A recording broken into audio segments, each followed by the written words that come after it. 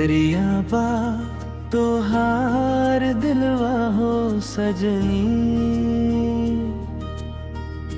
तू हंसेलात टूटे जानवा हो सजनी।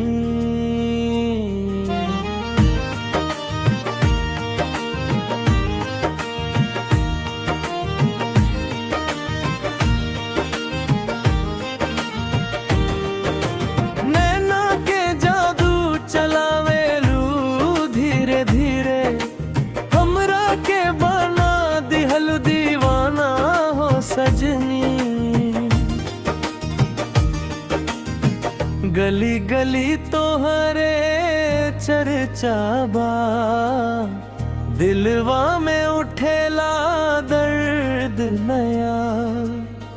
रूप तोहारा चांद से प्यारा, देख के पागल भइल जहानवा।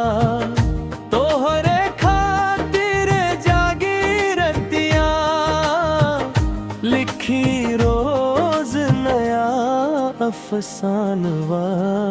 करिया बा तोहार दिलवा हो सजनी, तू हंसेला पर टूटे जानवा। चुनरी लाल हवा में उड़े, मनवा हमार तोहरे पाछे मुड़े। बोली तोहार मिस्री से मी, सुन के दिलवा धीरे धीरे जुड़े। रूठ जईबू तरोईब हम, तू हंसदा त खिल जाई सावनवा। करिया बा तोहार दिलवा हो सजनी, तू हंसेला पर टूटे जानवा।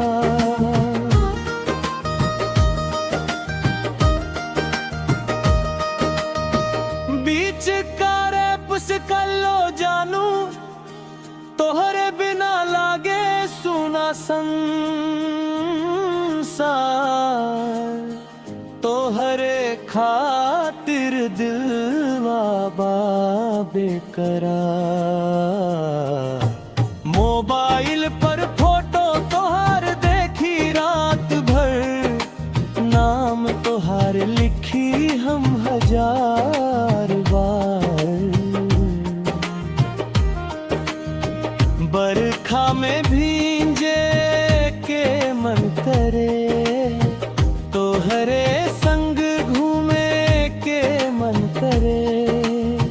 हाथ पकड़ के बोले के चाही, जन्म जन्म साथ रहे के मन करे।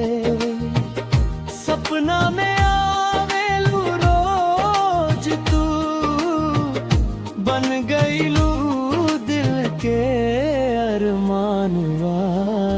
करिया बा तोहार दिलवा हो सजनी,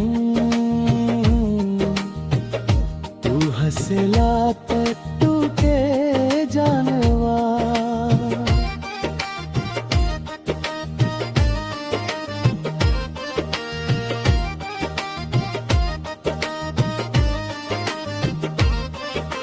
प्यार के नाव चले धीरे धीरे, साथ रहीब हम जीरे जीरे।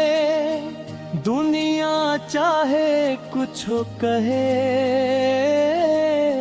तोहरा बिना ना लागे जिए।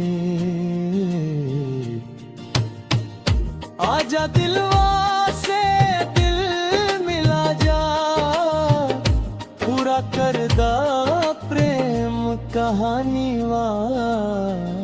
करिया बा तोहार दिलवा हो सजनी,